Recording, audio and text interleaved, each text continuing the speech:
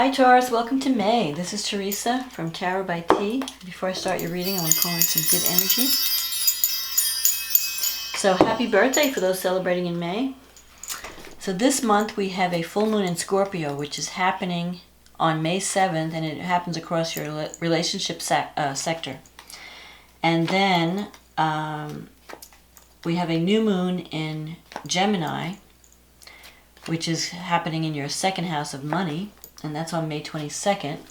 And in the middle between the full moon and the new moon, we have Venus going retrograde, which is a ruling planet, Jupiter, Saturn, they're all going retrograde in the middle of May, which is good. It could be good because we're going to get a break. I think May is going to be a little bit more, we get a break from all the intensity that we've been dealing with, and maybe we could just get to rest a little bit. So let's see what the cards have to say, but we'll get into the astrology later. Let's see what's going on. What does Taurus need to know about love and relationships for the month of May? What does Taurus need to know about love and relationships coming up in May 2020? What does Taurus need to know? I'm working with the Steampunk Tarot. What does Taurus need to know about love and relationships for the month of May?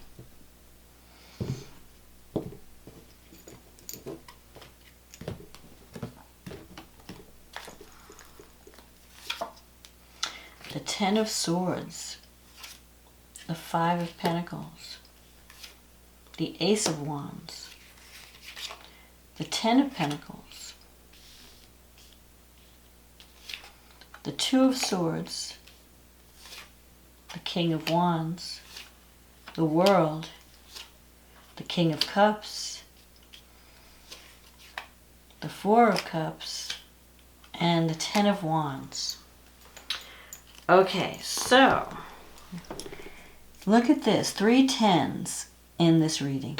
So the Ten of Swords, you're coming to the end of a cycle that has caused you to feel lonely and isolated, and maybe even having some financial difficulties, because the Five of Pentacles can be financial instability. It's coming to an end. And I think you have this Ace of Wands here. You've decided to make a new start. So that could be, I'm seeing a couple of things here. You could be ending a relationship because you've met someone new. Something that's been a burden to you. You've been carrying a burden. Maybe you've been with someone that hasn't really been emotionally available. But that's going to be changing.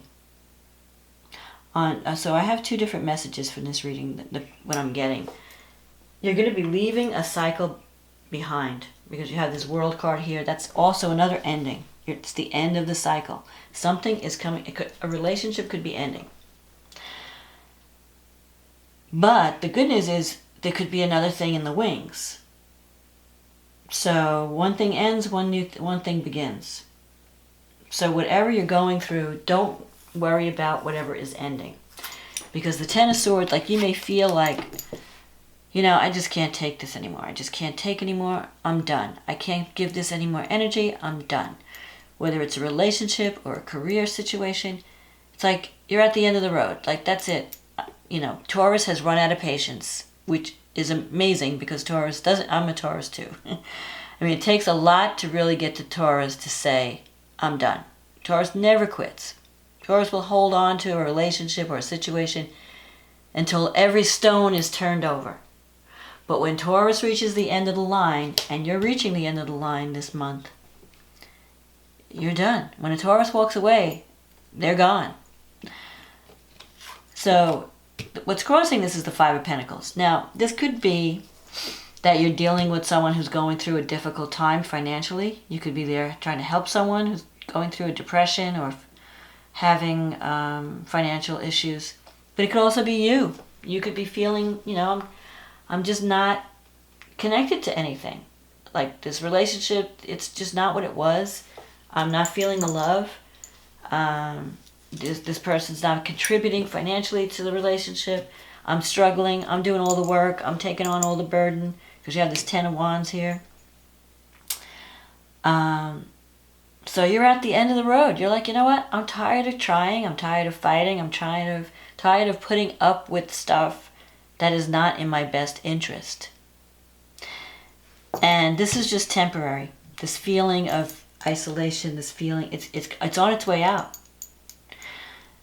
When you get to the 10, you're done. You're at the end of the cycle.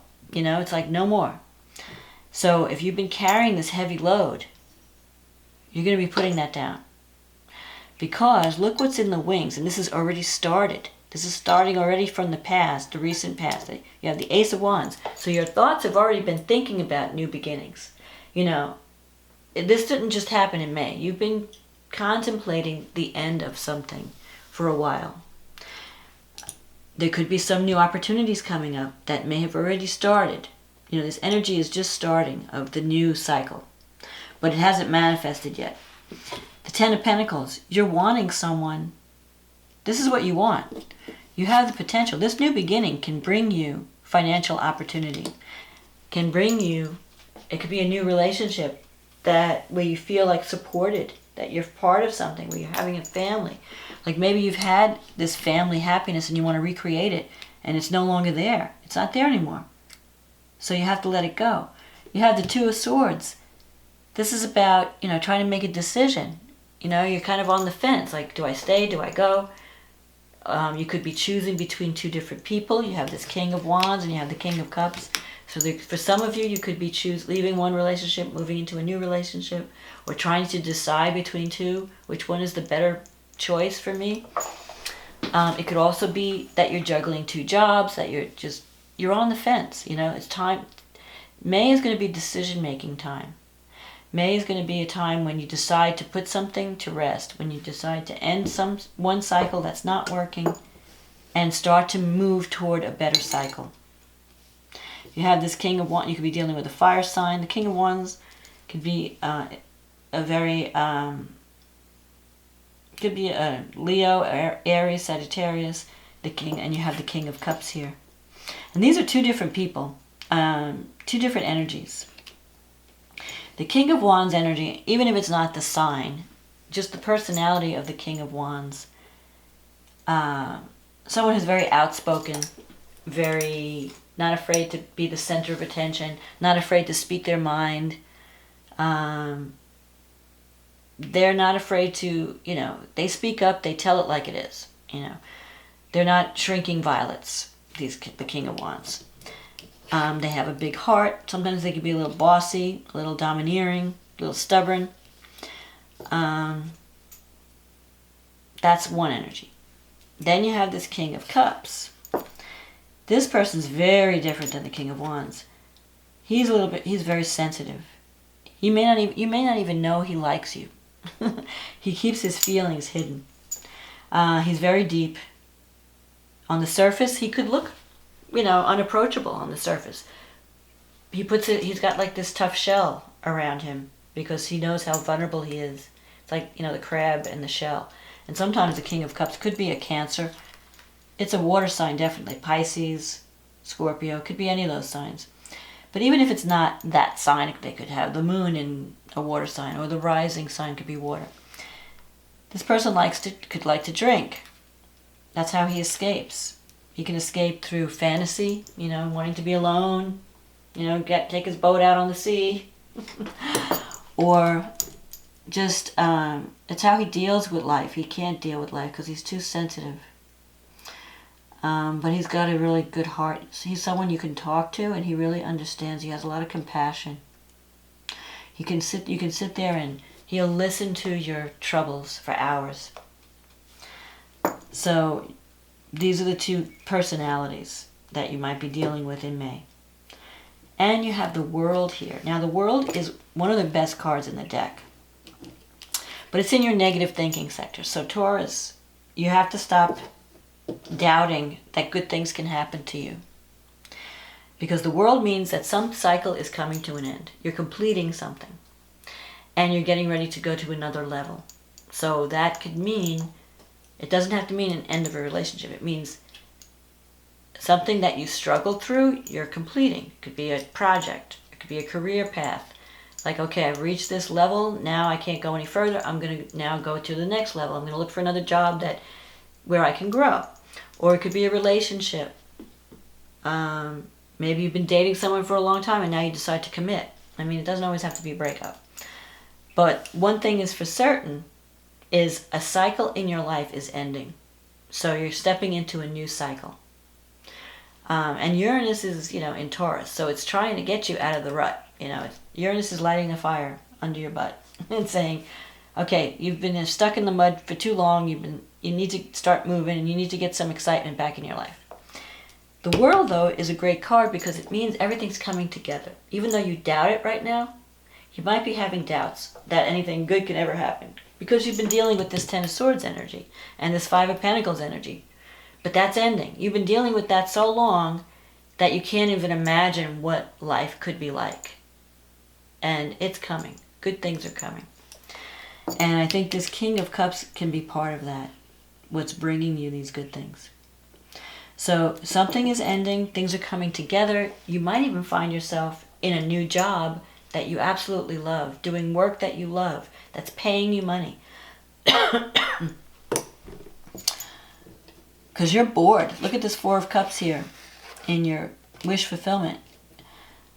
You feel that you're being taken for granted. You're not being respected. You're not valued. You feel like the work you're doing, if it's a relationship, you feel like the relationship doesn't value you. If it's a job, you're feeling like, I've been here too long and I've lost my motivation. I've lost that spark, that enthusiasm. Something will be offered to you because there is a cup in the wings with the Four of Cups. But you may not want to reach for it for some reason. You might be thinking, I don't know if this is right. I don't know if this is what I really want. So you're going to be contemplating in May. You may not be taking action. I mean, there's going to be opportunity because you have this Ace here.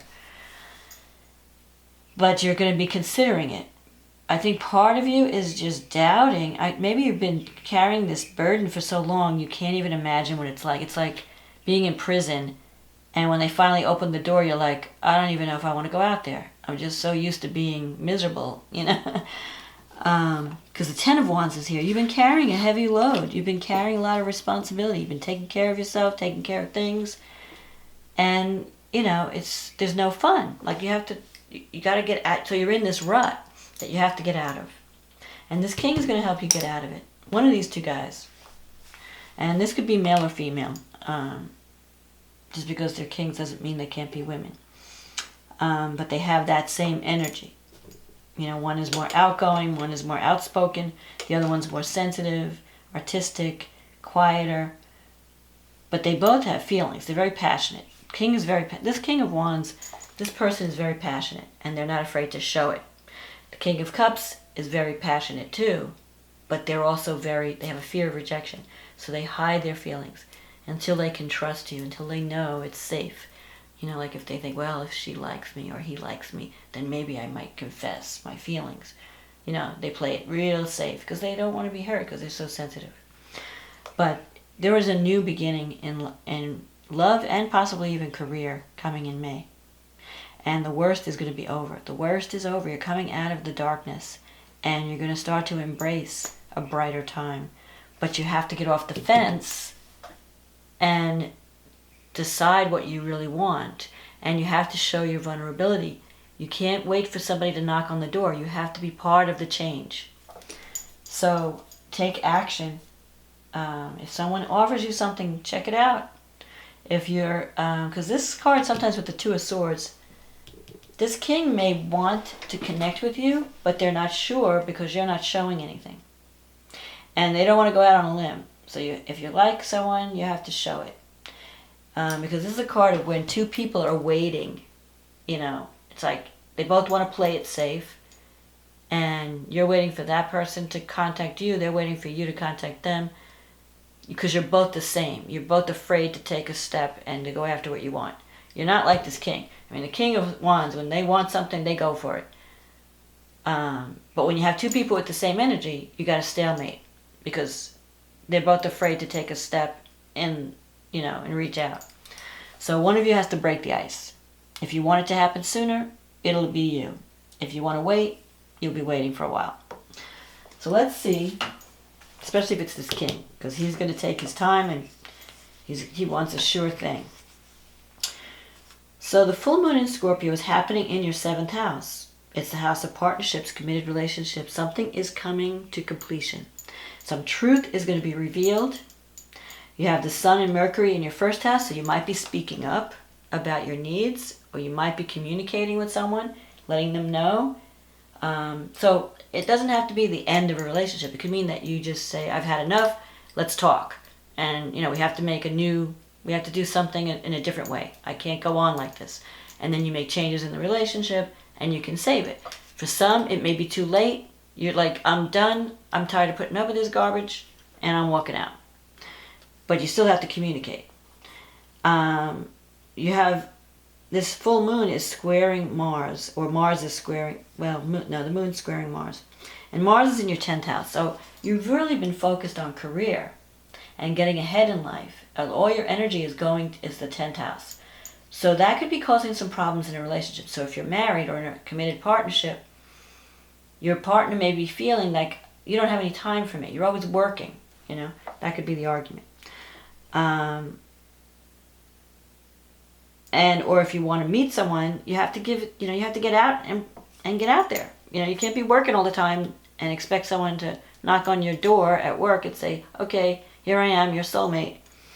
So you have to leave time for romance and relationships and friendships and things that are important to you. But in any case, you're going to realize certain things at this full moon. Neptune now is in Pisces. The moon is trining Neptune in the 11th house. So you have the opportunity to achieve a long-held goal and dream. You could be meeting someone through the groups that you belong to, through friendships. Someone might introduce you to someone if you're not dating.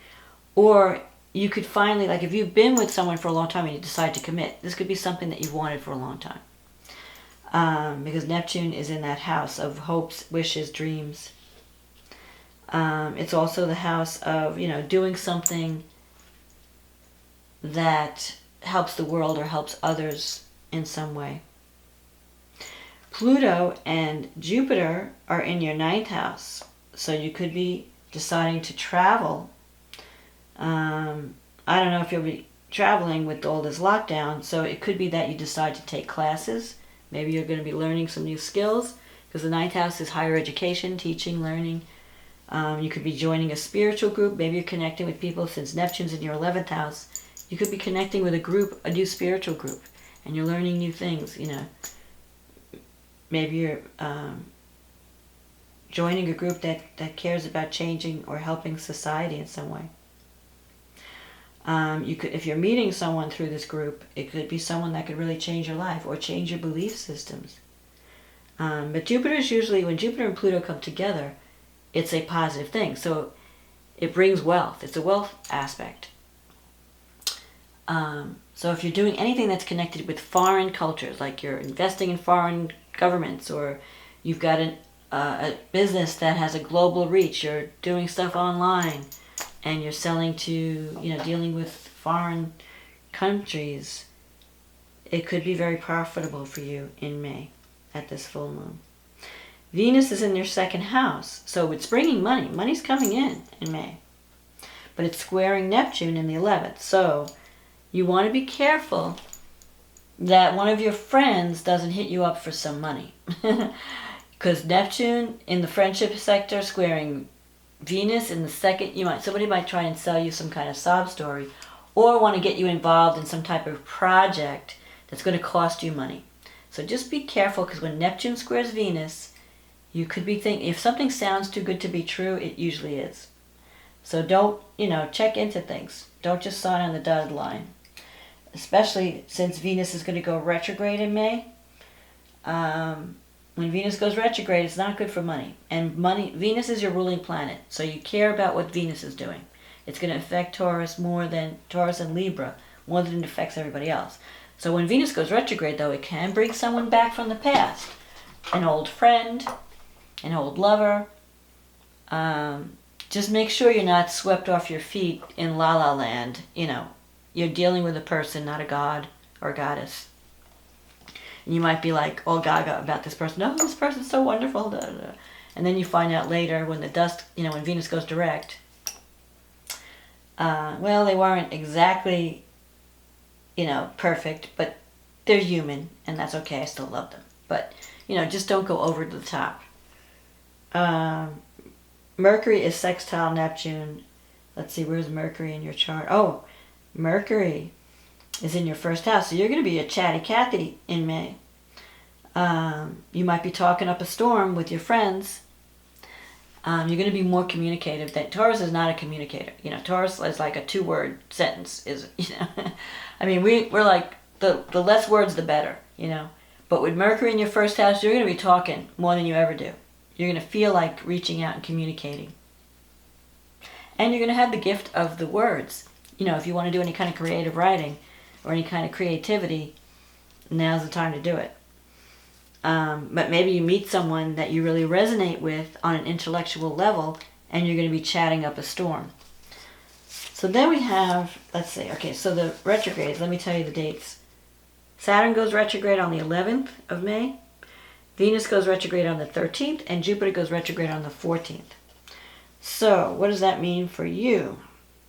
For you, Venus retrograde in your second house, you could have a slowdown, like investments may not perform as well.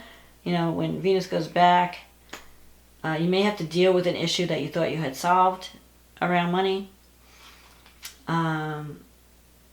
So things just slow down when planets go retrograde. You may want to rethink your financial situation. Maybe you come up with a budget or a plan, a financial plan to, get through this economic situation we're dealing with. Saturn, let's see, where's Saturn in your chart? Saturn's in your 10th house, so you might even be rethinking your career moves. Do I really want this job, this career path that I'm on? Do I really, where do I want to go with my career? Where am I going? I've been working really hard. Usually when Saturn's in your 10th house and you've been working really hard, you get some type of recognition or reward. But when Saturn's retrograding, you may have to rethink your strategy a little bit. Like, okay, what's the return on investment for all this work I'm doing? Is it worth it? Maybe I need to tweak what I'm doing so I can get a better result. And then what else is going retrograde? Jupiter. So Jupiter's also in your 10th house. Same thing. You might have been... Jupiter brings luck and expansion and opportunity. It's just that... It's not that you're not getting luck. It's just that... Oh, Jupiter's in your 9th. Sorry.